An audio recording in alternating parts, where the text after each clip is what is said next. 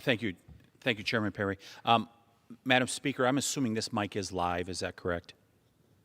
It is. Okay. Thank you very much, and thank you for sitting in the chair tonight. We appreciate you being here during this period of time. And I think the person that just appeared before us said he does not know what Republicans stand for. Republicans stand for secure borders. We stand for a strong national security. We stand for an America that we represent Americans first.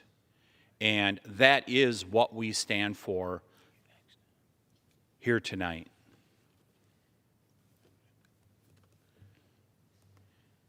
The Biden administration has turned the United States government, our government, whether you're Republican, Democrat, or any other affiliation, into the largest human trafficking operation in the history of the world.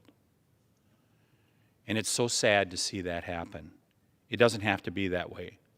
Let's go back to January 20th, just a little over a year ago. What happened? Remain in Mexico was ended. Border wall construction was ended. Catch and release was initiated.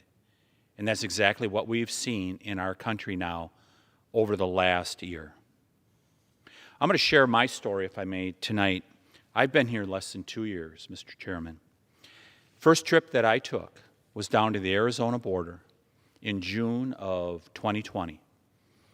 I saw the successes down there. I saw local units of government working with state and federal government to control our borders, to make sure that those that chose to come into our country legally, they would get in line and they would go through the process.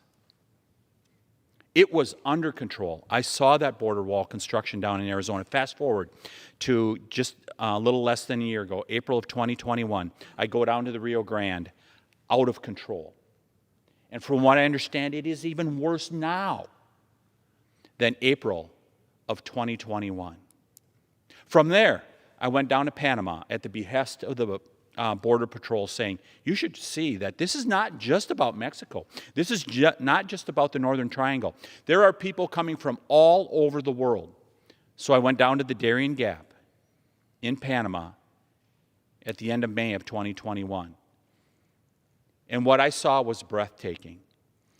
People coming out of the jungle, having to be wheelbarrowed to the medical tent, hearing stories of the estimates that 10% of the people that try to get through that jungle, some of the most dense jungle you will find on all of the face of earth, 10% of the people were dying as a result of the actions that a president took on January 20th of 2021. The border is open. That was the message to those people, and it has wreaked havoc on people's lives that thought, if I can just make it to America. Many of them have not done that. And as the chairman said, we've got an organization that is getting fully funded by the United Nations, which, we put 25% of the money into the United Nations? The International Organization for Migration, IOM, or sometimes it goes by OIM. I saw them at the Rio Grande. I saw them at the Darien Gap. I saw them at Fort McCoy when the Afghan evacuees came to our country. IOM, every step of the way, giving people remittances, giving them debit cards, being funded by you and I, the American public. We are funding those people coming here to the United States of America at the behest of an organization that believes in open borders and does not believe in the sovereignty, not just of the United States, but of any country on the face of this earth. It is time for our Judiciary Committee, Chairman Nadler, to have hearings about what is this organization all about. Now, I'm not going to hold my breath expecting that to happen, but that is what should happen. And if the American people want to know the truth, you are going to have to take action in this election year of 2022 if you want this to change.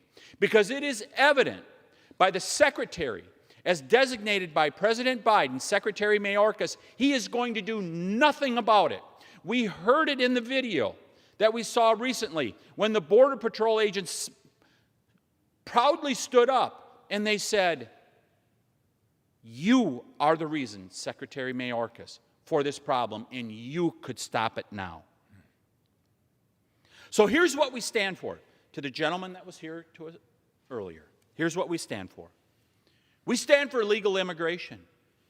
I think about members of my family, my extended family, that came into this country recently, legally, did it the right way, paid the money, and they didn't pay the money to a cartel. They paid it to the United States government to do it the right way. That's what we stand for, is legal immigration. We stand for stopping the flow of drugs that are killing Americans in record numbers. We stand for respecting our borders. We stand with our Border Patrol and all those people that are in security that just want to make sure that people come into our country legally. I stand for an America that is great. I stand with America first. And if the people of the United States of America want to bring this under control, this scourge that has hit our country as a result of the actions of a president on January 20th of 2021, you need to stand with us in November of 2022. I yield back. Well, I thank you, Tom, and so well said. Look,